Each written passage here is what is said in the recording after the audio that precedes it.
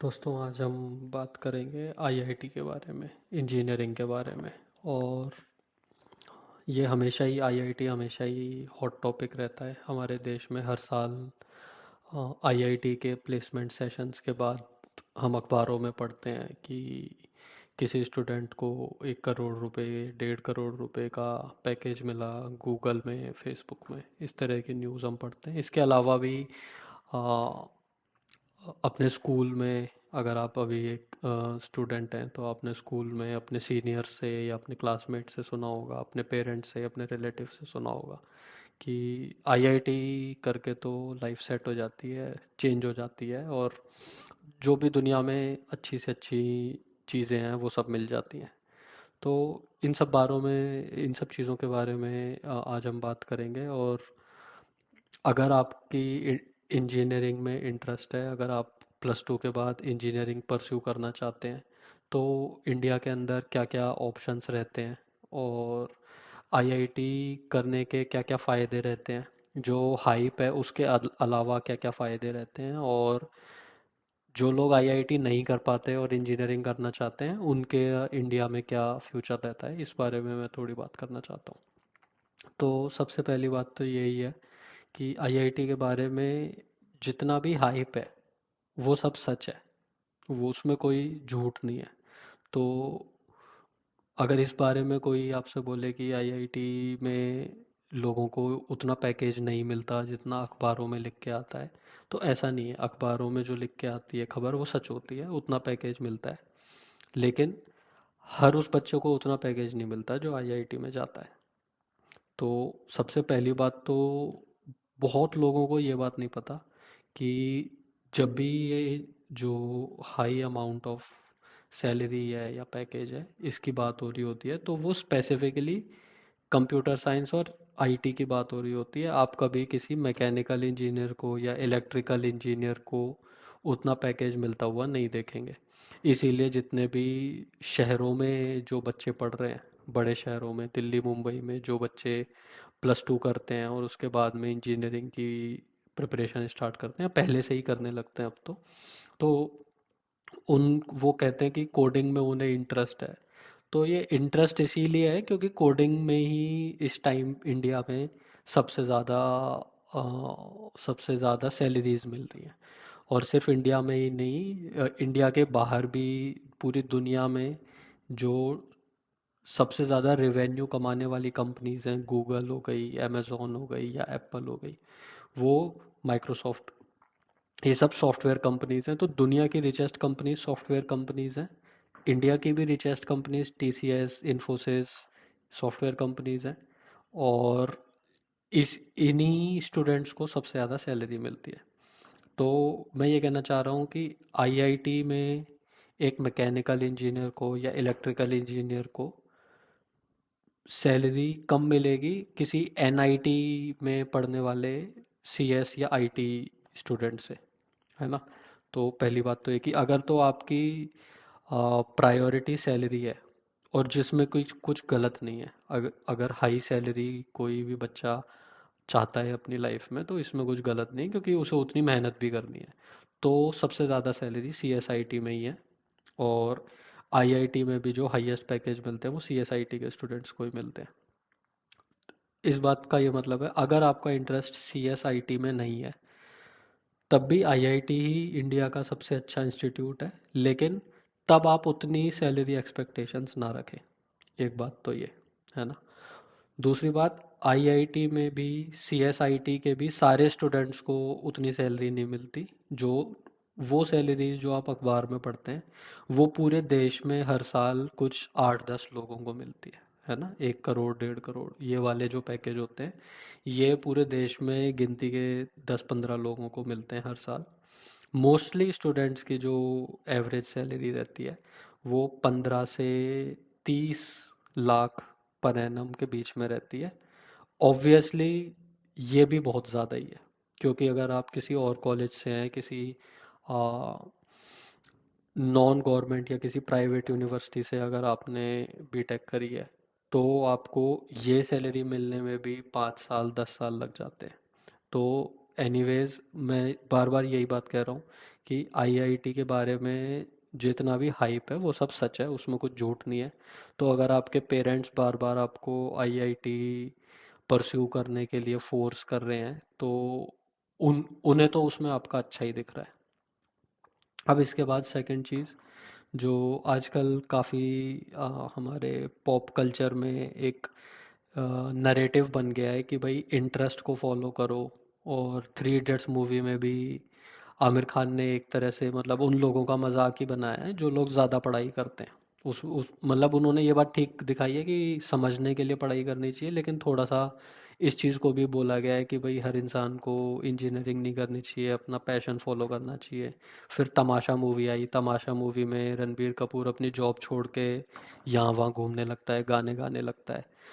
और बहुत सारे लोग हमारे देश में इन चीज़ों को देख के थोड़े इंस्पायर भी हो गए, जॉब छोड़ के कुछ लोग स्टैंड अप कॉमेडी करने लगे या कोई और प्रोफेशन पकड़ लिया। और उनमें से कुछ लोगों को सक्सेस मिली, कुछ लोगों को सक्सेस नहीं मिली। ये वीडियो देखने वाली ऑडियंस के लिए मेरा एक बहुत क्लियर मैसेज है कि इंटरेस्ट परस्यू करना भी अपने आप में एक लग्जरी की बात है, ये कोई हमारा बर्थ राइट नहीं है।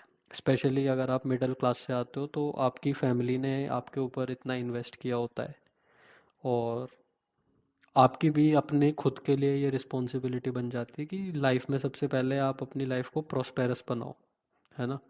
एम्बिशन और पैशन बाद में आता है, नंबर वन पे आती है रिस्पॉन्सिबिलिटी। जब आप अपनी रिस्पॉन्सिबिलिटी पूरी कर लेते हो तब आपको सेटिस्फेक्शन भी अपने आप मिलता है, और अपने इंटरेस्ट को फॉलो करने का टाइम भी अपने आप मिल जाता है। तो अगर आपको एक्टिंग में इंटरेस्ट है फॉर एग्जांपल, आपको डांसिंग में इंटरेस्ट है या आपको लिटरेचर में इंटरेस्ट है, ये सब चीज़ों में पैसा कमाने में आपको बहुत मेहनत, बहुत टाइम और बहुत रिस्क लगेगा। जो हमारे फेमस करिकुलम है जैसे इंजीनियरिंग हो गया या मेडिकल साइंसेज हो गई या कॉमर्स की लाइन में जो सीए का काम है या एमबीए करके जो आप कॉमर्स के अकाउंट्स के काम करने लगते हैं, इन सब चीज़ों में आज भी देश में वैकेंसीज बहुत ज़्यादा हैं, आपके पास सक्सीड होने के चांसेस बहुत बढ़ जाते हैं, बहुत जल्दी आपको जॉब मिल जाती है।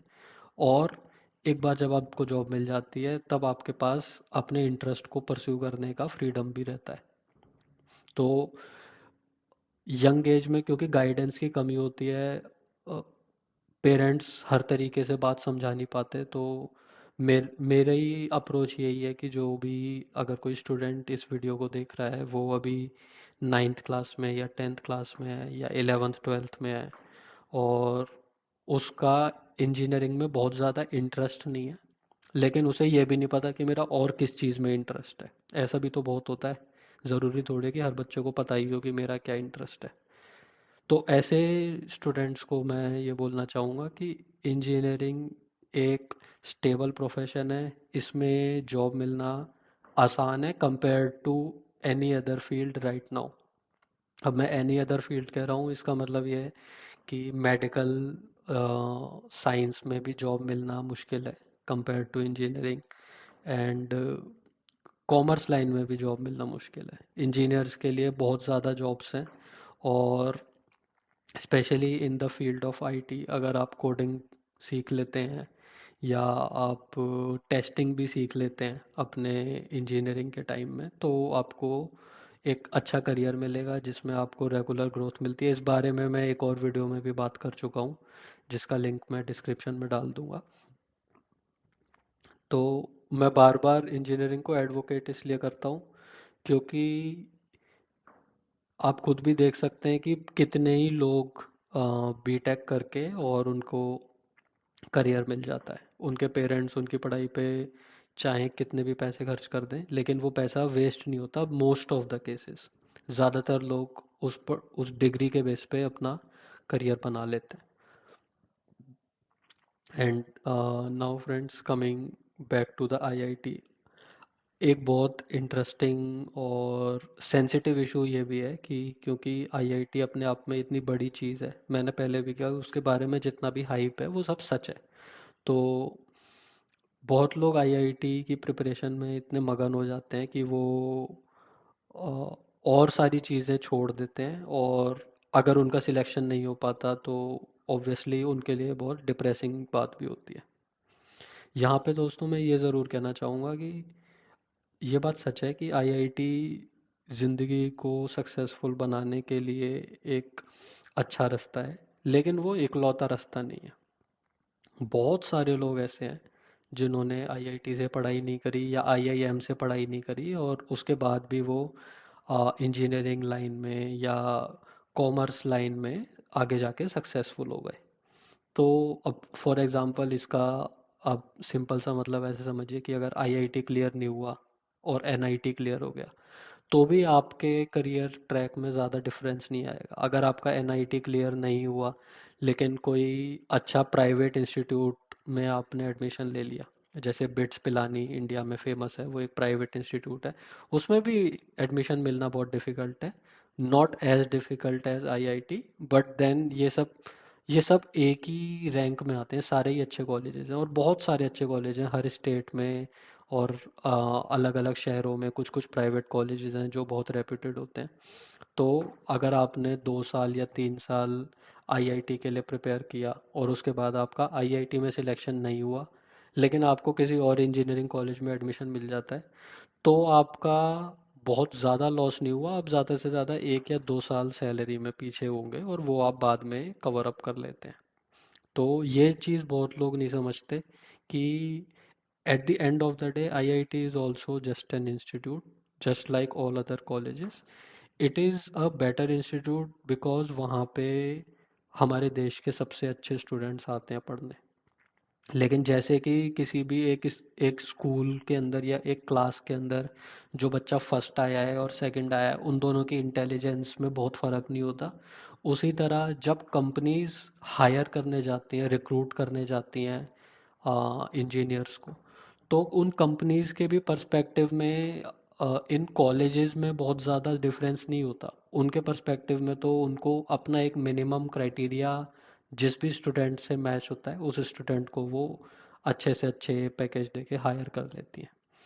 तो इस बारे में आपकी क्या राय है या आपके क्या कमेंट्स हैं, क्या क्वेरीज हैं, वो हमें ज़रूर आप कमेंट्स में बताएं।